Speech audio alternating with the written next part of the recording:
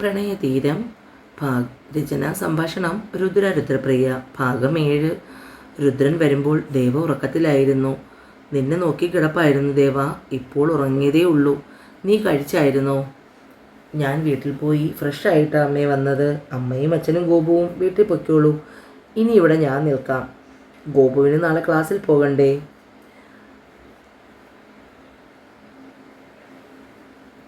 അമ്മയെയും അനിയത്തെയും നോക്കിക്കൊണ്ട് ദേവ ചോദിച്ചു. ദേവ ഡിസ്ചാർജ് ആയി വരുന്നത് വരെ ഞാൻ കോളേജിൽ പോകുന്നില്ല ഏട്ടാ. ദേവ, മോൾ ഉണർന്നാൽ അവളുടെ കൈക്ക് ഫ്രാക്ചർ ഉള്ളത് കൊണ്ട് ഞാനും കൂടി നിൽക്കാം. വേണ്ടമ്മേ, ഞാൻ നിന്നോളാം. മാലിനി പിന്നെയും എന്താ പറയാൻ തുടങ്ങിയതും മഹി അതിനെ തടസ്സപ്പെടുത്തി. നമുക്കിവിടെ ഇറങ്ങാം. ഇവിടെ രുദ്രൻ മതി. 7 മണിയോടുകൂടി മഹിയും ഗോപുവും മാലുവും യാത്ര പറഞ്ഞിറങ്ങി. വീട്ടിലെത്തി ഫ്രഷായി ഗോപു സിദ്ധുവിനെ വിളിച്ചു. ഹലോ സിദ്ധു ഏട്ടാ, നീ വീട്ടിലെത്തിയോ? ഞാൻ നിന്നെ വിളിക്കാൻ ഇരിക്കുമായിരുന്നു. അത് സിദ്ധുവേട്ടൻ വെറുതെ പറയുന്നതാ. ഇപ്പോൾ ഞാൻ സിദ്ധുവേട്ടനെ അങ്ങോട്ടല്ലേ വിളിച്ചത്. ഫൈറ്റ് ചെയ്യാൻ നിങ്ങൾ കുറച്ചുകൂടി പഠിക്കാനുണ്ട് സിദ്ധുവേട്ടാ. ഇന്നലെ നിങ്ങളുടെ പെർഫോമൻസ് പോരാ. നല്ല കാമുകി. കാമുകൻ ഗുണ്ടകളുടെ കയ്യിൽ നിന്ന് തല്ലുവാങ്ങുന്നത് കണ്ട് പെർഫോമൻസ് വിലയിരുത്തുന്നു. ദുഷ്ടേ, ഞാൻ വെറുതെ പറഞ്ഞതല്ലേ. വിഷമമായോ സിദ്ധുവേട്ടാ? ഇല്ലടി, ഞാൻ ഇന്നലെ എന്തുമാത്രം വിഷമിച്ചെന്ന് സിദ്ധുവേട്ടന് അറിയാമോ? ഗുണ്ടകളുമായി രുദ്രേട്ടനും സിദ്ധുവേട്ടനും എതിരിടുന്നത് കണ്ടപ്പോൾ. എടി, അതൊക്കെ ജോലിയുടെ ഭാഗമാണ്. അതൊക്കെ പോട്ടെ. ദേവയ്ക്കിപ്പോൾ എങ്ങനെയുണ്ട്? നാളെ ഡിസ്ചാർജ് ചെയ്യും. എന്നാൽ ശരി, നീ ഫോൺ വെച്ചോ. ദേവ ഉണരുമ്പോൾ കസേരയിൽ തന്നെ നോക്കിയിരിക്കുന്ന രുദ്രനെയാണ് കാണുന്നത്. രുദ്രനെ കണ്ടപ്പോൾ ദേവയ്ക്ക് സങ്കടമായി. കണ്ണുകൾ നിറഞ്ഞു. രുദ്രൻ വേഗം എണീറ്റ് ദേവയ്ക്കരികിൽ ബെഡിലിരുന്നു. വേദനയുണ്ടോ പ്രിയ? നേരെ ഒരുപാടായി. നിനക്കൊന്നും കഴിക്കണ്ടേ? ചുണ്ടും വായും ഒക്കെ വേദനയാ ദേവേട്ടാ. വായ തുറക്കാൻ വയ്യ. എനിക്കൊന്നും വേണ്ട. കഞ്ഞി വേണ്ടെങ്കിൽ വേണ്ട. അമ്മ പോകും മുമ്പ് ജ്യൂസ് വാങ്ങി വെച്ചിട്ടുണ്ട്. അത് കുടിച്ചിട്ട് കിടന്നോ. രുദ്രൻ ദേവയെ പതിയെ ബെഡിൽ ചാരിയിരുത്തി ജ്യൂസ് എടുത്തു കൊടുത്തു. കുടിച്ചു കഴിഞ്ഞതും വായ പതിയെ തുടച്ചു കൊടുത്തു. ദേവേട്ടാ, ഇവിടെ എൻ്റെ അടുത്ത് കിടക്കുമോ? ഇവിടെ ഇങ്ങനെ കിടക്കുമ്പോൾ തനിച്ചായതുപോലെ തോന്നുന്നു. ദേവയുടെ ചുണ്ടുകൾ വിതുമ്പി. നീ എന്തൊക്കെയായി പറയുന്നത് പ്രിയ? ഞാൻ നിർബന്ധിച്ചിട്ടാണ് അമ്മയും ഗോപുവും ഒക്കെ പോയത്. ഞാനിവിടെ നിന്നോളാം എന്ന് നിർബന്ധിച്ച് പറഞ്ഞതുകൊണ്ട്. അതല്ല ദേവേട്ടാ, എനിക്കിവിടെ ഇങ്ങനെ കിടക്കുമ്പോൾ അമ്മയെയും അച്ഛനെയും ഓർമ്മ വരുന്നു. ദേവയുടെ കണ്ണുകൾ നിറഞ്ഞു. രുദ്രൻ ദേവയുടെ അടുത്തേക്ക് വന്ന് ബെഡിൽ ദേവയുടെ അടുത്ത് കിടന്നു. ദേവയെ പതിയെ തൻ്റെ നെഞ്ചോട് ചേർത്ത് പിടിച്ചു. ഞങ്ങളില്ലേ മോളെ, പിന്നെ നീ എങ്ങനെയാടി ഒറ്റയ്ക്കാവുന്നത്? രുദ്രൻ ദേവയുടെ കവിളിൽ പതിയെ ഉമ്മ വച്ചു. രാവിലെ മാലുവും ഗോപുവും നേരത്തെ ഹോസ്പിറ്റലിൽ വന്നു. 2 പേരും ചേർന്ന് ദേവയെ ഫ്രഷാകാനും മറ്റ് സഹായിച്ചു. ഡ്രസ്സ് ചേഞ്ച് ചെയ്ത് ഉച്ചയോടുകൂടി ഡിസ്ചാർജ് ചെയ്ത് വീട്ടിലേക്ക് കൊണ്ടുപോയി. മാലു തന്നെയാണ് ദേവയുടെ കാര്യങ്ങൾ മുഴുവനും നോക്കുന്നത്. ഒരമ്മയുടെ കുറവ് ഒരിക്കലും അവൾക്ക് തോന്നരുത് എന്ന് മാലുവിന് നിർബന്ധമായിരുന്നു. ഗോപു ദേവയില്ലാത്ത കോളേജിൽ പോകാൻ മടി കാണിച്ചു. ഓരോ കാരണങ്ങൾ കണ്ടുപിടിച്ചു. പക്ഷേ രുദ്രൻ ഗോപുവിനെ വീട്ടിൽ നിർത്തിയില്ല. മഹി ബിസിനസ് തിരക്കുകളിലേക്ക് ഊളിയിട്ടു. ഹോസ്പിറ്റലിൽ നിന്നും വന്നതു മുതൽ മാലു ദേവയോടൊപ്പം അവളുടെ മുറിയിലാണ് കഴിഞ്ഞത്. രാത്രിയിൽ അവൾക്ക് എന്തെങ്കിലും അത്യാവശ്യം വന്നാൽ രുദ്രൻ്റെ കാര്യമാണ് ഇപ്പോൾ കഷ്ടത്തിൽ. പെണ്ണിനെ ഒന്ന് കാണാൻ പറ്റില്ല. അല്ലെങ്കിൽ രാത്രിയിൽ അവളെ കാണാനും സംസാരിക്കാനും ഒക്കെയുള്ള അവസരം ഉണ്ടായിരുന്നു. ഇപ്പോൾ അമ്മ കൂടെയുള്ളത് കൊണ്ട് ഒന്നും നടക്കില്ല. ദേവയുടെ നെറ്റിയിലെ മുറിവ് ഏകദേശം ഉണങ്ങി. ഇപ്പോൾ ചെറിയൊരു കെട്ട് മാത്രമേ ഉള്ളൂ. മുഖത്തും കയ്യിലും ചില്ല് തറച്ച് ചെറിയ പാടുകൾ മാത്രം. കയ്യിലെ പ്ലാസ്റ്റർ അടുത്ത ആഴ്ച മാറ്റും.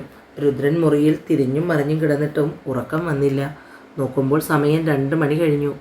ഇന്ന് പെണ്ണിനെ കണ്ടേ പറ്റൂ. ഫോൺ എടുത്ത് ദേവയെ വിളിച്ചു. ഇടയ്ക്കിപ്പോൾ ഈ വിളിയുണ്ട്. അതുകൊണ്ട് ഫോൺ വൈബ്രേറ്റ് മോഡിൽ ഇടുന്നതാണ് പതിവ്. 2 തവണ ഫോൺ കട്ടായി. 3ാമത്തെ തവണ ഫോൺ എടുത്തു. പ്രിയ, എന്താ ദേവേട്ടാ? നീ ഒന്ന് പുറത്തു വാ. ഞാൻ വരില്ല മാലു അമ്മ. പെണ്ണെ, നീ വരുന്നുണ്ടോ? ഞാൻ വരില്ല. എന്നാൽ ഞാൻ അങ്ങോട്ട് വരാം. വേണ്ട ദേവേട്ടൻ വരണ്ട. ദേവൻ റൂമിൽ നിന്നും പുറത്തേക്ക് ഇറങ്ങി ദേവയുടെ മുറിയിലെത്തി. ഞാൻ വരില്ല. ദേവേട്ടൻ പോയേ. ദേവൻ പതിയെ അവളെ കോരിയെടുത്തു. മുറിയിൽ നിന്നും പുറത്തേക്ക് ഇറങ്ങി. ദേവേട്ടൻ എന്തൊക്കെയാ കാണിക്കുന്നേ? മാലുമ്മ ഉണർന്നാൽ എന്നെ അന്വേഷിക്കില്ലേ? രുദ്രൻ ദേവയെയും കൊണ്ട് ബാൽക്കണിയിലെ സോപാനത്തിൽ ചെന്നിരുന്നു. ദേവരുദ്രനെ നെഞ്ചിൽ തലചേർത്ത് വെച്ചിരുന്നു. എത്ര ദിവസമായി പെണ്ണെ നിന്നെ ഇങ്ങനെ ഒറ്റയ്ക്ക് അടുത്ത് കെട്ടിയിട്ട്? അതിനാണോ ഇങ്ങനെ പാതിരാത്രി എടുത്തുകൊണ്ടുവന്നത്? ദേവ മുഖം വീർപ്പിച്ചു. ഇഷ്ടമായില്ലെങ്കിൽ ഞാൻ നിന്നെ മുറിയിലാക്കാം. രുദ്രൻ വേഗം ഗൗരവത്തിലായി. ദേവയ്ക്കത് കണ്ടപ്പോൾ സങ്കടമായി. ഞാൻ അങ്ങനെ പറഞ്ഞതല്ല ദേവേട്ടാ, അതിനിനി കണ്ണു നിറയ്ക്കണ്ട. മാലിനി പെട്ടെന്നുണർന്നപ്പോൾ ദേവയെ കണ്ടില്ല. സമയം 2 മണി കഴിഞ്ഞു. മാലിനി പതിയെ മുറിയിൽ നിന്നും പുറത്തേക്കിറങ്ങി. അടക്കി പിടിച്ച സംസാരം കേട്ട് ബാൽക്കണിയുടെ അടുത്തെത്തി. തൂണിൽ മറഞ്ഞു നിന്ന് നോക്കുമ്പോഴുണ്ട് രുദ്രൻ്റെ മടിയിൽ അവൻ്റെ നെഞ്ചിൽ ചാരി ദേവ. രുദ്രൻ അവളെ ചേർത്ത് പിടിച്ചിരിക്കുന്നു.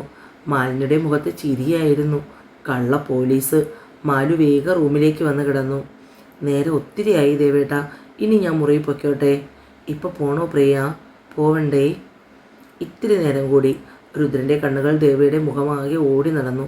രുദ്രൻ ദേവയെ ചുംബനങ്ങൾ കൊണ്ട് മൂടി. ഒടുവിൽ രുദ്രൻ്റെ ചുണ്ടുകൾ ദേവയുടെ ചുണ്ടുകളുമായി ചേർന്ന് ഇരുവരുടെയും കണ്ണുകൾ കൂമ്പി അടഞ്ഞു. രുദ്രൻ പതിയെ ദേവയുടെ ചുണ്ടുകൾ ചുംബിച്ചു.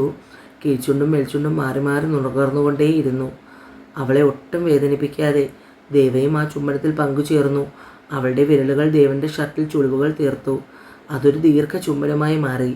ദേവൻ തൻ്റെ പ്രണയം ആ ചുംബനത്തിലൂടെ കൈമാറി. രണ്ടുപേരുടെയും നാവും ചുണ്ടും കെട്ടുപിണഞ്ഞു. ഒടുവിൽ ഉമിനീരിൽ ചോരയുടെ ചവർപ്പ് വന്നപ്പോൾ വിട്ടുമാറി. ദേവ തളർന്ന് രുദ്രൻ്റെ നെഞ്ചിൽ ചാരിയിരുന്നു. രുദ്രൻ ഇരു കൈകൾ കൊണ്ടും അവളെ ചേർത്ത് പിടിച്ചു. കരിമഷി പടർന്ന അവളുടെ കണ്ണുകളിൽ അമർത്തി ഉമ്മവെച്ചു. ചുംബനത്തിൻ്റെ ബാക്കി പത്രമായി ദേവിയുടെ ചൊടികളിൽ പറ്റിയിരുന്ന ചോരത്തുള്ളിയെ അവൻ പെരുവിരലിനാൽ തുടച്ചെടുത്തു. പെണ്ണിൻ്റെ മുഖം നാണത്താൽ ചുമന്നു. ദേവ തൻ്റെ മുഖം രുദ്രൻ്റെ നെഞ്ചിലേക്ക് ഒളിപ്പിച്ചു. രുദ്രൻ അവളെ കൈകളിൽ കോരിയെടുത്ത് മുറിയിലേക്ക് കൊണ്ടുപോയി കിടത്തി. നെറ്റിയിൽ ഉമ്മ വെച്ചു. മാലു കണ്ണുകൾ ഇറുക്കിയടച്ച് ശ്വാസം പിടിച്ചു കിടന്നു. രാവിലെ ബ്രേക്ക്ഫാസ്റ്റ് കഴിക്കാൻ എല്ലാവരും ഒരുമിച്ചിരിക്കുകയാണ്. മഹിയേട്ടാ, നമുക്ക് ദേവൻ്റെയും ദേവമോളുടെയും നിശ്ചയം നടത്തിയാലോ? വിവാഹം കഴിഞ്ഞ് കോഴ്സ് കംപ്ലീറ്റ് ചെയ്താൽ മതി. ഏട്ടൻ്റെ അഭിപ്രായം എന്താ? രാവിലെ തന്നെ മാലുവിൻ്റെ ചോദ്യമെത്തി. അതെന്താടോ നിശ്ചയം പെട്ടെന്ന് നടത്താമെന്ന് തീരുമാനിച്ചത്? അതല്ല മഹിയേട്ടാ, നിശ്ചയമല്ല, വിവാഹം വേണമെങ്കിലും ഇവർക്ക് 2 പേർക്ക് സമ്മതമാണെങ്കിൽ നമുക്കിപ്പോൾ തന്നെ നടത്താം. ദേവ മോനെ, ഫോഴ്സിൽ ഇപ്പോൾ വെയ്റ്റ് ലിഫ്റ്റിംഗ് മത്സരം നടത്തുന്നുണ്ടോ? മാലുവിൻ്റെ ചോദ്യം കേട്ടപ്പോൾ ഇല്ലമ്മേ. പിന്നെ നീ ഇന്നലെ രാത്രി വെയിറ്റ് എടുത്ത് നടക്കുന്നത് കണ്ടതോ? ഞാനോ? ഈ അമ്മ എന്തൊക്കെയായി പറയുന്നത്? അല്ല, ഇന്നലെ രാത്രി നീ വെയ്റ്റ് ലിഫ്റ്റിംഗ് മത്സരത്തിന് വേണ്ടി പ്രാക്ടീസ് ചെയ്യുന്നത് ഞാൻ കണ്ടു. അതുകൊണ്ട് ചോദിച്ചതാണ്. ഇപ്പോഴാണ് രുദ്രൻ അമ്മ പറഞ്ഞതിലെ കാര്യം മനസ്സിലായത്. കഴിച്ചുകൊണ്ടിരുന്ന ഭക്ഷണം തരിപ്പിൽ കയറി രുദ്രനും ദേവയും ചുമയ്ക്കാൻ തുടങ്ങി. മാലു വേഗം 2 ഗ്ലാസ് വെള്ളമെടുത്ത് 2 പേർക്കും കുടിക്കാൻ കൊടുത്തു. രുദ്രൻ വേഗം കഴിപ്പ് മതിയാക്കി എഴുന്നേറ്റ് പോയി. ഗോപു ഇതൊക്കെ കണ്ട് വായും തുറന്നിരിപ്പാണ്. മഹിക്ക് ഏകദേശം കാര്യം മനസ്സിലായി. മഹിയും മാലുവും പരസ്പരം നോക്കി ചിരിച്ചു. ദേവ കഴിപ്പ് മതിയാക്കി റൂമിലേക്ക് പോയി. ദേവ മുറിയിലേക്ക് ചെല്ലുമ്പോൾ രുദ്രൻ വിരിങ്ങിനെ പോലെ മുറിയിൽ അങ്ങോട്ടും ഇങ്ങോട്ടും നടപ്പാണ്. ദേവ വേഗ രുദ്രൻ്റെ മുറിയിലേക്ക് കയറി ചെന്നു. ഞാൻ അപ്പോഴേ പറഞ്ഞതല്ലേ, മാലുവമ്മ എല്ലാം കണ്ടു കാണും. ദേവരുദ്രനെ അടിക്കാൻ തുടങ്ങി. പ്രിയ, നിനക്കൊന്നാമതേ കൈ സുഖമില്ലാതെ ഇരിക്കുകയാണ്. ഒന്ന് അടങ്ങി നിൽക്ക് പെണ്ണേ. നാണക്കേടായില്ലേ? മഹിയച്ചൻ്റെയും മാലുവമ്മയുടെയും മുഖത്ത് ഇനി എങ്ങനെ നോക്കും? അമ്മ അറിഞ്ഞുകൊണ്ടല്ലേ വിവാഹ നിശ്ചയത്തിൻ്റെ കാര്യത്തിൽ ഉടനെ തീരുമാനമായത്? എന്തായാലും എല്ലാവരും എല്ലാം അറിഞ്ഞു. അപ്പോൾ പിന്നെ ഇതുകൂടി നീ ആ കണക്കിൽ വെച്ചാട്ടെ. രുദ്രൻ ദേവയെ വലിച്ചു പിടിച്ച് അവളുടെ അധരങ്ങളെ ചുംബിച്ചു. പെട്ടെന്നാണ് ഗോപു റൂമിലേക്ക് കയറി വന്നത്. ഗോപുവിനെ കണ്ടതും 2 പേരും ഞെട്ടിപ്പിടഞ്ഞു മാറി. മഹിയുടെ ചേച്ചി ഗീതയും കൃഷ്ണയും വീട്ടിലേക്ക് വന്നതും ദേവ ആരാണെന്നറിഞ്ഞു. അവളുടെ കഥകൾ കേട്ട ഗീതയ്ക്ക് അവളോട് വാത്സല്യം തോന്നി. എന്നാൽ കൃഷ്ണയ്ക്ക് ദേവനിൽ ഒരു കണ്ണുണ്ടായിരുന്നത് കൊണ്ട് പ്രിയയെ അത്രയ്ക്കങ്ങ് ബോധിച്ചിട്ടില്ല. കേസന്വേഷണവുമായി ബന്ധപ്പെട്ട് രുദ്രൻ ബോംബെയിലെത്തി. രുദ്രൻ തൻ്റെ സുഹൃത്തായ അൻവറിൽ നിന്നും ഫ്രെഡിക്കും ഡെറിക്കും എതിരായ തെളിവുകൾ ശേഖരിച്ചു. ലഹരിമരുന്ന് സ്ത്രീകൾക്കെതിരെ നടത്തിയ അക്രമങ്ങൾ ഉൾപ്പെടെ എല്ലാ വിവരങ്ങളും സിദ്ധുവും രുദ്രനും നേരിട്ട് പ്രതികളെ കണ്ട് ഡീറ്റെയിൽസ് കളക്ട് ചെയ്തു. രാത്രിയിൽ എല്ലാവരും ഒരുമിച്ചിരുന്ന് ഭക്ഷണം കഴിക്കുമ്പോഴാണ് ദേവയ്ക്ക് ഫോൺ വന്നത്. ഡിസ്പ്ലേയിൽ രുദ്രൻ്റെ പേര് കണ്ടതും ദേവ വേഗം ഫോൺ എടുക്കണോ വേണ്ടയോ എന്ന ചിന്തയിലായി. പിന്നെ ഒന്നും കഴിക്കാൻ തോന്നിയില്ല. മഹിയും മാലുവും ഇതൊക്കെ ശ്രദ്ധിച്ചിരുന്നു. ആരാ മോളെ ഫോണിൽ? ദേവേട്ടനാ ചെയ്യാം. മോള് കഴിച്ചു. മതിയായെങ്കിൽ എണീറ്റോ. ദേവ സന്തോഷത്തോടെ എഴുന്നേറ്റു. കഴിപ്പ് മതിയാക്കി മുറിയിലേക്ക് പോയി. മുറിയിൽ കയറിയ ഉടനെ അവൾ വാതിൽ ലോക്ക് ചെയ്തു. ഫോൺ വീണ്ടും റിങ്ങായി. ദേവ വേഗം ഫോൺ എടുത്തു. പ്രിയ എന്നുള്ള രുദ്രൻ്റെ വിളി കാതിലെത്തിയും ദേവയ്ക്ക് കരച്ചിൽ വന്നു. ദേവേട്ടാ, എന്താ ഇന്നലെ വിളിക്കാഞ്ഞേ? 2 ദിവസമായി തിരക്കായിരുന്നു. ഇപ്പോഴാ ഫ്രീ ആയത്. നീ കഴിച്ചോ? ദേവേട്ടനോ? ഇപ്പോൾ കഴിച്ചിട്ട് വന്നതേ ഉള്ളൂ. ദേവ ഗീതമ്മയും കൃഷ്ണയും ചേച്ചിയും വന്ന വിശേഷങ്ങളും മറ്റുമൊക്കെ ദേവനുമായി പങ്കുവച്ചു. കൃഷ്ണ ദേവയുമായി വഴക്കുണ്ടാക്കിയതെല്ലാം മനഃപൂർവ്വം അവൾ പറഞ്ഞില്ല. പ്രിയ, നീ ആ കൃഷ്ണയുമായി ഇടപെടുമ്പോൾ സൂക്ഷിക്കണം. അവൾ അപകടകാരിയാണ്. രുദ്രൻ പ്രിയയ്ക്ക് മുന്നറിയിപ്പ് കൊടുത്തു. ദേവേട്ടാ, എനിക്ക് ദേവേട്ടനെ കാണാൻ തോന്നുന്നു. ഞാൻ രാത്രി കിടക്കും മുമ്പ് വീഡിയോ കോൾ വിളിക്കാൻ പെണ്ണേ നിന്നെ. അതുപോരെ? മതി. എന്നാൽ ഞാൻ ഫോൺ വയ്ക്കട്ടെ. ഫോൺ കട്ടായതും ദേവ കുറേ നേരം ഓരോന്നോർത്ത് കിടന്നുറങ്ങിപ്പോയി. ഒന്ന് മയങ്ങി എഴുന്നേറ്റ് ദേവ ഫോണുമായി മുറിയിൽ നിന്ന് പുറത്തേക്കിറങ്ങി നേരെ രുദ്രൻ്റെ മുറിയിലേക്ക് പോയി. കുറച്ചു നേരം രുദ്രൻ്റെ ബെഡിൽ കിടന്നു. പെട്ടെന്നൊരു അലർച്ച കേട്ട് ദേവ നോക്കുമ്പോൾ മുറിയുടെ ഡോറിൽ ചാരി നിൽക്കുന്നു കൃഷ്ണ. തന്നെ ചുട്ടിരിക്കാനുള്ള അഗ്നിയുണ്ട് അവളുടെ ആ കണ്ണുകളിൽ. ദേവ വേഗം ബെഡിൽ നിന്നും എഴുന്നേറ്റു. നിന്നോട് ആരാ പറഞ്ഞത് ഈ മുറിയിൽ കയറാൻ? ഇതെൻ്റെ രുദ്രേട്ടൻ്റെ മുറിയാണ്. ഇവിടെ നീ നിൽക്കുന്നത് എനിക്കിഷ്ടമല്ല. കൃഷ്ണ ദേവയുടെ മുടക്കി കുത്തിപ്പിടിച്ച് കവിളിലടിച്ചു. ദേവയെ ആഞ്ഞു തള്ളി. നില തെറ്റിയ ദേവ അടുത്തുള്ള മേശയിൽ ഇടിച്ച് വീണു. ഉണങ്ങിയ മുറിവിൽ നിന്നും മേശയുടെ അറ്റമിടിച്ചു. നിലവിളിയോടെ ദേവ താഴേക്ക് വീണു. അവളുടെ ബോധം മറഞ്ഞു. മുകളിലത്തെ മുറിയിൽ നിന്നും ഒരു ബഹളം കേട്ടാണ് ഗോപു മുകളിലേക്ക് വന്നത്. എന്നാൽ ഗോപു മുകളിലേക്ക് എത്തുന്നതിന് മുമ്പ് തന്നെ കൃഷ്ണ വേഗം രുദ്രൻ്റെ മുറിയിൽ നിന്ന് സ്വന്തം മുറിയിലേക്ക് പോയി. ഒച്ചകേട്ട് ഓടി വന്ന ഗോപു കാണുന്നത് നിലത്തു വീണ് കിടക്കുന്ന ദേവയെയാണ്. ഗോപു അച്ഛനെയും അമ്മയെയും വിളിച്ച് ഉറക്കെ കരഞ്ഞു. മഹിയും മാലുവും വരുമ്പോൾ ദേവയെ ചേർത്ത് പിടിച്ചിരുന്ന് കരയുന്ന ഗോപുവിനെയാണ് കണ്ടത്. മഹി ദേവയെയും എടുത്തുകൊണ്ട് ഹോസ്പിറ്റലിലേക്ക് തിരിച്ചു.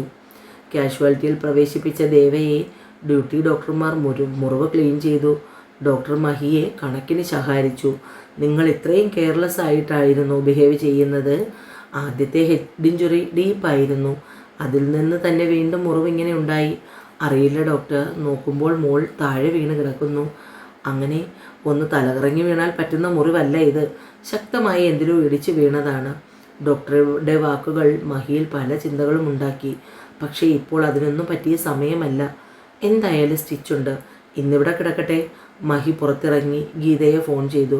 ഗീത ഈ ബഹളങ്ങളൊന്നും തന്നെ അറിഞ്ഞില്ല. ഫോൺ റിങ് ചെയ്യുന്നത് കേട്ടാണ് ഗീത ഉണർന്നത്. എന്താ മഹി? മഹി കാര്യങ്ങളെല്ലാം ഗീതയെ അറിയിച്ചു.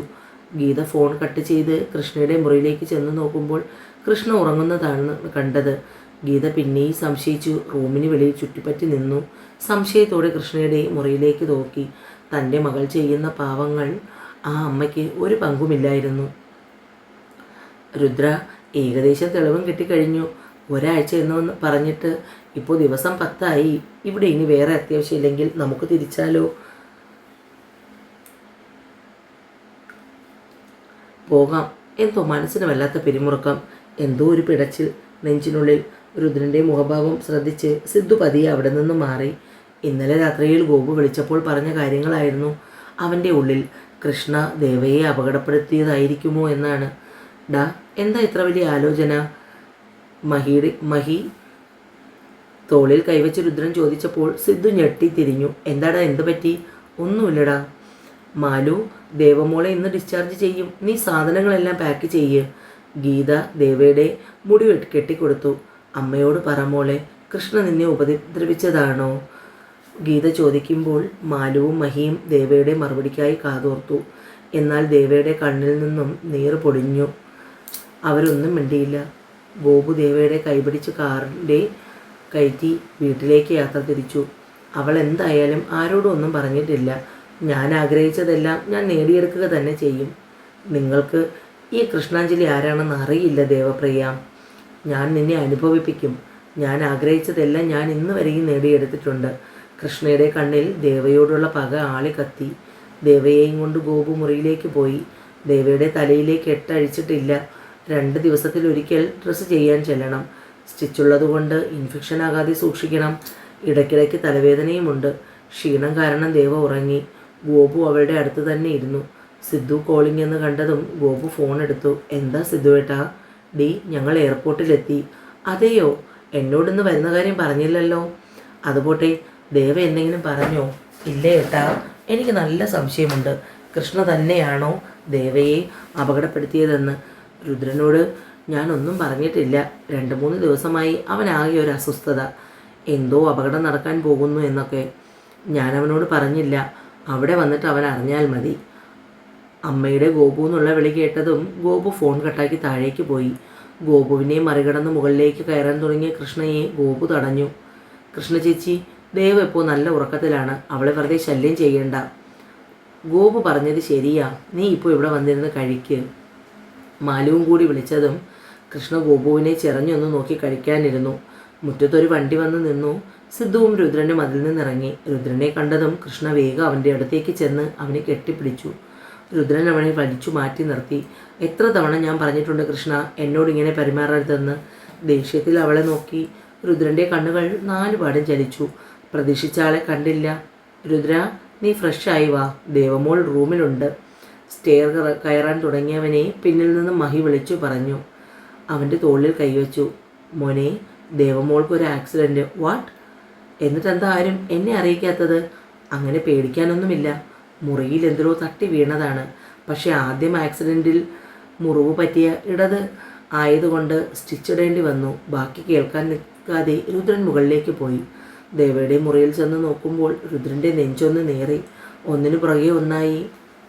നിനക്കെന്നും വേദനയാണല്ലോ പ്രിയ. ഞാനുണ്ടായിട്ട് നിന്നെ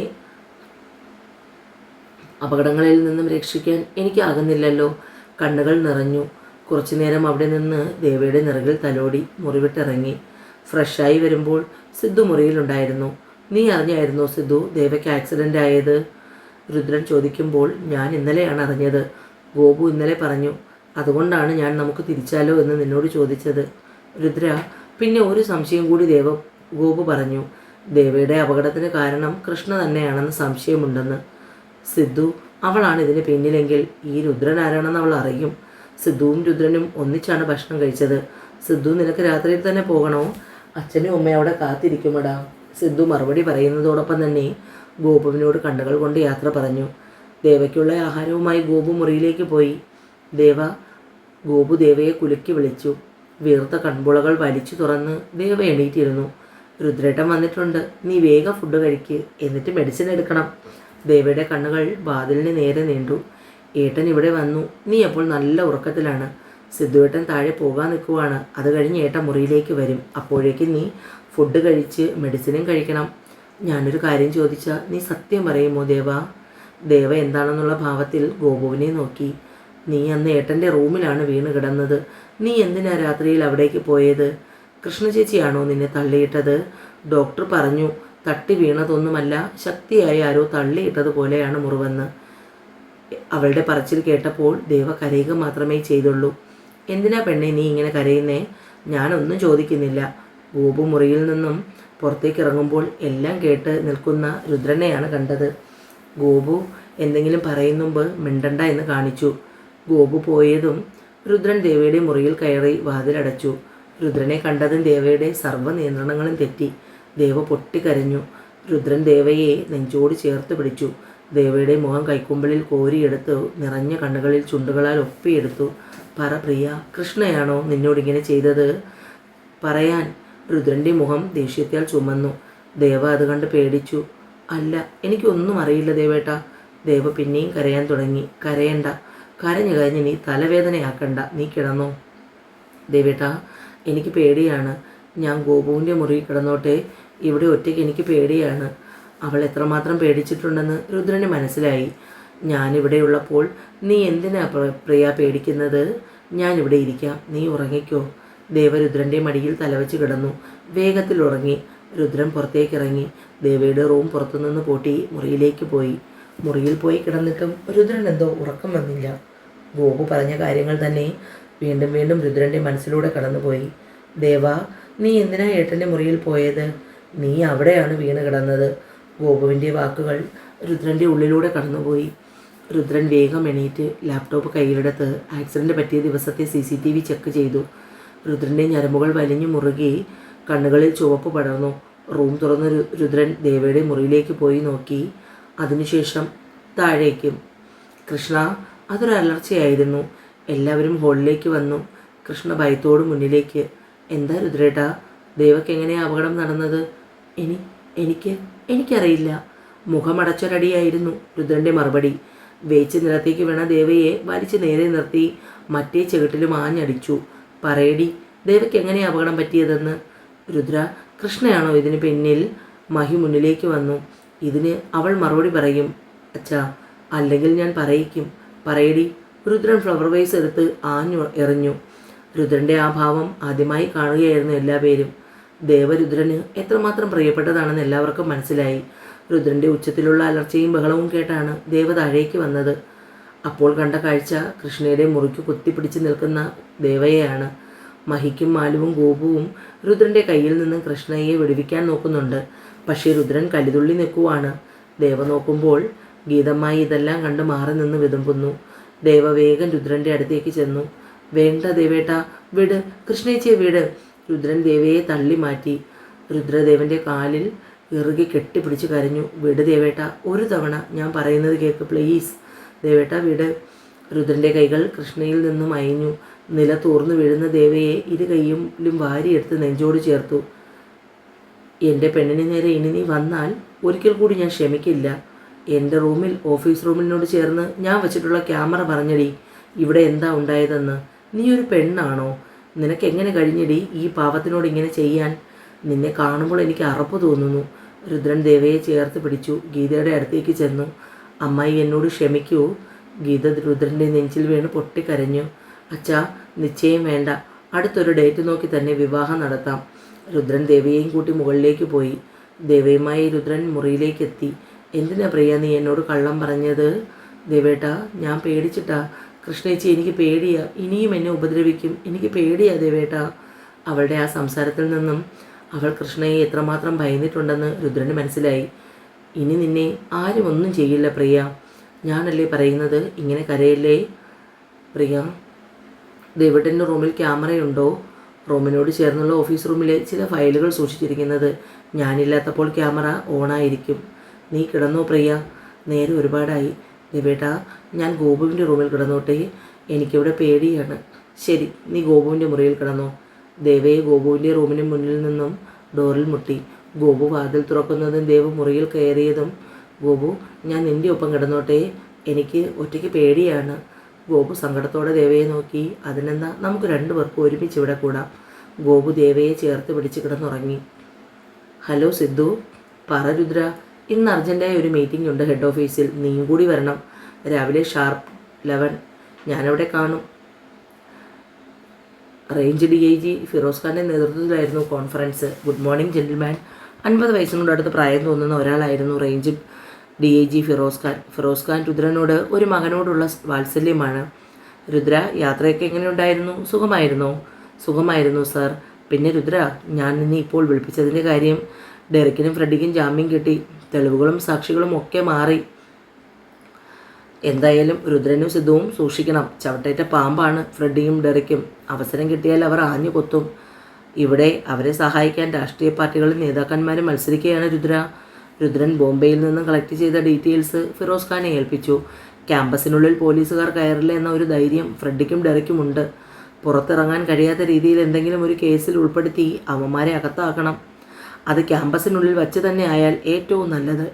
മറ്റു വിദ്യാർത്ഥികൾ അവന്മാർക്കെതിരെ സാക്ഷി പറയുന്നത് നമുക്ക് കൂടുതൽ പ്രയോജനം ചെയ്യും. അങ്ങനെ ഒരു അവസരത്തിനായിയാണ് ഞങ്ങൾ കാത്തിരിക്കുന്നത്. ഓക്കെ രുദ്രൻ. മാലു, മഹിയേട്ടൻ ഇന്ന് നേരത്തെയാണല്ലോ. ഞാനിന്ന് ദേവയുടെയും രുദ്രൻ്റെയും ജാതകങ്ങൾ നമ്മുടെ വിഷ്ണു ശർമ്മനെ കാണിച്ചു. ജാതകങ്ങൾ ഒത്തുനോക്കി. ഈ മാസം 10-ന് മുഹൂർത്തമുണ്ട്. 11-നും 11:30-ക്കും ഇടയ്ക്ക് കുറിച്ച് തന്നിട്ടുണ്ട്. 10-ാം തീയതി എന്ന് പറയുമ്പോൾ അതൊരുപാട് നേരത്തെയല്ലേ? നമുക്ക് പ്രത്യേകിച്ച് ഒരുക്കങ്ങളൊന്നുമില്ലല്ലോ. ചെറുക്കനും പെണ്ണും ഇവിടെ തന്നെയുണ്ട്. അമ്പലത്തിൽ വെച്ച് താലികെട്ട് നടത്തി 2 ദിവസം കഴിഞ്ഞ് ഇവിടെ ഓഫീസിലെ സ്റ്റാഫിനെയും ബിസിനസ് പാർട്ട്നേഴ്സിനെയും ഫ്രണ്ട്സിനെയും റിലേറ്റീവ്സിനെയും വിളിച്ച് ഒരു പാർട്ടി അറേഞ്ച് ചെയ്യാം. അതുപോരെ മാലു? മതി ദേവേട്ട. രുദ്രനോട് കൂടി ഒന്ന് ചോദിക്കണം. അന്നത്തെ ആ സംഭവത്തിന് ശേഷം ഗീതമ്മയും കൃഷ്ണയും അവരുടെ വീട്ടിലേക്ക് പുറപ്പെടാൻ തീരുമാനിച്ചു. ഇനിയിപ്പോൾ കല്യാണം കഴിഞ്ഞ് പോയാൽ പോരെ ചേച്ചി? വേണ്ട മഹി, ഞാൻ എന്തായാലും കല്യാണത്തിന് 2 ദിവസം മുമ്പ് വരാം. കൃഷ്ണയ്ക്ക് പോകാൻ ഒട്ടും താല്പര്യമില്ലായിരുന്നു. പക്ഷേ ഗീതയുടെ നിർബന്ധം കാരണം മനസ്സില്ലാ മനസ്സോടെ കൃഷ്ണ പോകാൻ തീരുമാനിച്ചു. പോകുമ്പോൾ ദേവയെ കൃഷ്ണ രൂക്ഷമായി ഒന്ന് നോക്കി. അങ്ങനെ ദേവപ്രിയ ഉടനെ തന്നെ എൻ്റെ ഏട്ടത്തിയമ്മയായി സ്ഥാനമേൽക്കും. ഗോപു പെണ്ണിനെ കളിയാക്കി. വിവാഹത്തിൻ്റെ ഡേറ്റ് നിശ്ചയിച്ച സമയം മുതൽ ഗോപു ദേവയെ കളിയാക്കാൻ തുടങ്ങിയതാണ്. നോക്കൂ മാലുവമ്മേ, ഈ ഗോപു വെറുതെ എന്നെ കളിയാക്കുന്നു. ഗോപു, നിനക്ക് കുറച്ച് കൂടുന്നുണ്ട് കേട്ടോ. മാലു ഗോപുവിൻ്റെ നേർക്ക് കയ്യോങ്ങി. മാലുവമ്മേ, ഗോപുവിനും കൂടി ഒരു പയ്യനെ കണ്ടുപിടിച്ചിരുന്നെങ്കിൽ 2 വിവാഹവും ഒരു പന്തലിൽ വെച്ച് നടത്താമായിരുന്നു. അച്ഛൻ പറയുന്നുണ്ട് ഗോപുവിനും ഉടനെ ഒരു പയ്യനെ കണ്ടെത്തണമെന്ന്. മാലു മുറിയിൽ നിന്നും പുറത്തേക്ക് പോയതും, ദേവ, നീ എന്നെ കൊലയ്ക്ക് കൊടുക്കാൻ തന്നെയാണോ പെണ്ണെ തീരുമാനിച്ചിരിക്കുന്നത്? എടി ഗോപു, ഈ ഗ്യാപ്പിൽ നിനക്ക് സിദ്ധുവേട്ടൻ്റെ കാര്യം കൂടി എങ്ങനെയെങ്കിലും പറഞ്ഞ് റെഡിയാക്കിയാലോ? എൻ്റെ പൊന്നുമോളെ, സഹായിച്ചില്ലെങ്കിൽ സാരമില്ല, ഉപദ്രവിക്കാതിരുന്നാൽ മതി. ഞങ്ങളിങ്ങനെ കുറച്ചു കാലം കൂടി പ്രേമിച്ചൊക്കെ നടന്നതിന് ശേഷം മാത്രമേ വിവാഹം കഴിക്കൂ. ആ ഗോപു, ഞാൻ ഇന്ന് മുതൽ എൻ്റെ മുറിയിലാണ് കിടക്കുന്നത്. അതെന്താ പെട്ടെന്നൊരു തീരുമാനം? അതല്ല, കൃഷ്ണേച്ചി പോയല്ലോ. ഓ അങ്ങനെ. രാത്രിയിൽ രുദ്രൻ വരുന്നത് വരെ മഹി കാത്തിരുന്നു. അച്ഛൻ കിടന്നില്ലായിരുന്നു? ഇല്ലടാ, ഞാൻ നിന്നെ കാത്തിരുന്നതാ. എന്താ അച്ഛാ കാര്യം? ഞാനിന്ന് നിൻ്റെയും ദേവിയുടെയും ജാതകം തമ്മിൽ നോക്കി. ഈ മാസം 10-ാം തീയതി ഒരു നല്ല മുഹൂർത്തം കുറിച്ച് കിട്ടിയിട്ടുണ്ട്. ഇനി ഒരുപാട് ദിവസമില്ലല്ലോ അച്ഛാ. ഇതൊരു നല്ല മുഹൂർത്തമാണെങ്കിൽ ജോത്സ്യൻ പറഞ്ഞു. നിനക്ക് എന്തെങ്കിലും സജഷൻസ് ഉണ്ടോ? ഇല്ല അച്ഛാ, എല്ലാം അച്ഛൻ തീരുമാനിച്ചാൽ മതി. വിവാഹം നമുക്ക് അമ്പലത്തിൽ വെച്ച് നടത്താം. 2 ദിവസം കഴിഞ്ഞ് ഫ്രണ്ട്സിനും റിലേറ്റീവ്സിനും ബിസിനസ് പാർട്ട്നേഴ്സിനും ഓഫീസിലും ഒക്കെ ഒരു പാർട്ടി അറേഞ്ച് ചെയ്യാം. അതുപോരെ? അത് മതി. എന്നാൽ ഞാൻ കിടക്കട്ടെ അച്ഛാ. മഹി പോയതും രുദ്രൻ പതിയെ ചെന്ന് ഗോപുവിൻ്റെ മുറിയിലെത്തി നോക്കി. ഗോപു ഉറക്കത്തിലാണ്. ദേവയെ കണ്ടില്ല. ഡോർ ലോക്ക് ചെയ്ത് തിരിഞ്ഞതും, അച്ഛൻ കിടന്നില്ലേ? മഹി രുദ്രനെ നോക്കി ഒന്ന് ചിരിച്ചു. ഗീത ചേച്ചിയും കൃഷ്ണയും പോയി. ദേവമോൾ മുകളിലെ മുറിയിലാണ്. രുദ്രൻ അച്ഛനെ നോക്കി ചമ്മി ഒരു ചിരി ചിരിച്ചു. കള്ള പോലീസാണ് നീ, കള്ള പോലീസ്. രുദ്രൻ മുകളിലേക്ക് പോയി. രുദ്രൻ മുറിയിൽ നോക്കുമ്പോൾ ദേവയെ കണ്ടില്ല. ബാൽക്കണിയിലെ ഡോർ തുറന്ന് കിടക്കുന്നത് കണ്ട് രുദ്രൻ അവിടേക്ക് ചെന്നു. സോപാനത്തിൽ ചാരി ആകാശവും നോക്കിയിരിക്കുന്നുണ്ട് ദേവ. രുദ്രൻ പതിയെ പിന്നിലൂടെ ചെന്ന് ദേവയുടെ തോളിൽ പിടിച്ചു. ഉറങ്ങിയില്ലേ പെണ്ണേ? എന്താ ഇവിടെ വന്നിരിക്കുന്നത്? ഉറക്കം വന്നില്ല ദേവേട്ടാ. എൻ്റെ അച്ഛനും അമ്മയും കൂടെ ഉണ്ടായിരുന്നെങ്കിൽ അവരിപ്പോൾ എന്തുമാത്രം സന്തോഷിക്കുകയായിരുന്നു അല്ലേ ദേവേട്ടാ? നീ ഇപ്പോഴും അത് ഓർത്തുകൊണ്ടിരിക്കുകയാണോ പ്രിയ? നിൻ്റെ അച്ഛനും അമ്മയും ഇപ്പോൾ ഒരുപാട് സന്തോഷിക്കുകയായിരിക്കും. രുദ്രൻ ദേവയ്ക്കൊപ്പം സോപാനത്തിൽ ഇരുന്നു. ദേവ രുദ്രൻ്റെ നെഞ്ചിൽ ചാരിയിരുന്നു. അപ്പടി മുഷിഞ്ഞിരിക്കുക പെണ്ണെ. സാരമില്ല, എൻ്റെ ദേവേട്ടൻ്റെ വിയർപ്പിൻ്റെ മണമല്ലേ. ദേവരുദ്രൻ്റെ നെഞ്ചിലേക്ക് ഒന്നുകൂടി ചേർന്നിരുന്നു. ദേവയുടെ ഇടുപ്പിലൂടെ കൈയിട്ട് രുദ്രൻ അവളെ ചുറ്റിപ്പിടിച്ചു. ദേവേട്ടൻ കഴിച്ചായിരുന്നു? ഇല്ല പ്രിയ, ഇന്ന് നല്ല തിരക്കായിരുന്നു. ഇന്നൊരു അർജൻറ്റ് മീറ്റിംഗ് ഉണ്ടായിരുന്നു. അതിനുശേഷം ഞാനും സിധുവും കൂടി അർജൻറ്റായി 1-2 ഇടങ്ങളിൽ പോയി. അങ്ങനെ ഈവനിങ് കഴിക്കാനുള്ള സമയം കിട്ടിയില്ല. ജ്യൂസും സ്നാക്സും കഴിച്ചു. ദേവേട്ടൻ പോയി ഫ്രഷായി വാ, ഞാൻ കഴിക്കാൻ എടുത്തു വയ്ക്കാം. രുദ്രൻ ഫ്രഷായി അടുക്കളയിലേക്ക് ചെല്ലുമ്പോഴുണ്ട് ദേവ കഴിക്കാനുള്ള ചപ്പാത്തിയും വെജിറ്റബിൾ കറിയും ചൂടാക്കി എടുത്തു. രുദ്രൻ അടുക്കള സ്ലാബിൽ കയറിയിരുന്നു. വാ ദേവേട്ട, കഴിക്കാം. നമുക്കിവിടെ ഇരിക്കാമെടി. ദേവൻ ചപ്പാത്തി കറിയിൽ മുക്കി ദേവയുടെ വായിലേക്ക് എടുത്ത് വെച്ച് കൊടുത്തു. ഞാൻ കഴിച്ചതാ, ദേവേട്ടൻ കഴിക്ക്. നമുക്ക് 2 പേർക്കും കഴിക്കാം. ദേവ തിരിച്ച് രുദ്രനും ചപ്പാത്തി മുറിച്ച് വായിൽ വെച്ച് കൊടുത്തു. അടുക്കള വാതിൽക്കൽ ഇതൊക്കെ കണ്ട് മനസ്സ് നിറഞ്ഞ് മഹിയും മാലുവും നിൽക്കുന്നുണ്ടായിരുന്നു. ഞങ്ങൾക്കും കൂടി കഴിക്കാനുള്ളത് കാണുമോ മോളെ? ശബ്ദം കേട്ട ഭാഗത്തേക്ക് നോക്കിയ ദേവിയും രുദ്രനും ചിരിച്ചു. നിങ്ങളെന്നും ഇതുപോലെ സന്തോഷത്തോടു കൂടി ഇരിക്കുന്നത് കാണുന്നതാണ് ഞങ്ങൾക്കിഷ്ടം. രാവിലെ തുടരെ ഫോണിലേക്ക് മെസ്സേജ് വരുന്നത് കേട്ടാണ് രുദ്രൻ ഫോൺ കയ്യിലെടുത്തത്. രുദ്രൻ മെസ്സേജ് ഓരോന്നായി ഓപ്പൺ ചെയ്തു നോക്കി. ഫ്രെഡിയും ഡെറിയും കോളേജിൽ വീണ്ടും ജോയിൻ ചെയ്തു. കോളേജിലെ ആർട്സ് ഡേയോടനുബന്ധിച്ച് എന്തൊക്കെയോ പ്ലാൻ ചെയ്യുന്നുണ്ടെന്ന്, അതവർ നടപ്പിലാക്കാൻ ശ്രമിക്കുകയാണെന്നും അറിഞ്ഞു. അവരുടെ പ്ലാന് ഫ്ലോപ്പായതിൽ അവർക്ക് നല്ല ദേഷ്യമുണ്ട്. ദേവിയെയും ഗോപികയെയും സൂക്ഷിക്കണം. പകവീട്ടാൻ കിട്ടുന്ന അവസരം മുതലെടുക്കുമെന്നാണ് ഡെറിയും ഫ്രെഡിയും പറയുന്നത്. രുദ്രൻ വീഡിയോ ഓപ്പൺ ചെയ്ത് നോക്കി. ഫ്രെഡി അന്ന് ആ മാളിൽ വെച്ച് ഞാൻ അറ്റാക്ക് ചെയ്ത ആ പെണ്ണില്ലേ, അവൾ ഇവിടെ ഫസ്റ്റ് ഇയർ BA ലിറ്ററേച്ചറാണ്. ആ ക്ലാസ്സിൽ തന്നെയാണ് അവൻ്റെ അനിയത്തി ഗോപികയും. മറ്റവൾ കല്യാണം കഴിക്കാൻ പോകുന്ന പെണ്ണ്. ക്യാമ്പസിൽ അവൻ്റെ കളി നടക്കില്ല. ആർട്സ് ഡേക്ക് ഈ ഫ്രെഡിയും ഡെറിയും ആരാണെന്ന് അവൻ ആ രുദ്രദേവ പ്രതാപവർമ്മ അറിയാൻ പോകുന്നതേ ഉള്ളൂ. രുദ്രൻ്റെ കണ്ണുകൾ ചുവന്നു, ഞരമ്പുകൾ വലിഞ്ഞു മുറുകി. ഈ രുദ്രദേവ പ്രതാപവർമ്മ ആരാണെന്നറിയാൻ കിടക്കുന്നതേ ഉള്ളൂ ഫ്രെഡി നീയും. രുദ്രൻ ചെറുതായി പുഞ്ചിരിച്ചു. തുടരും.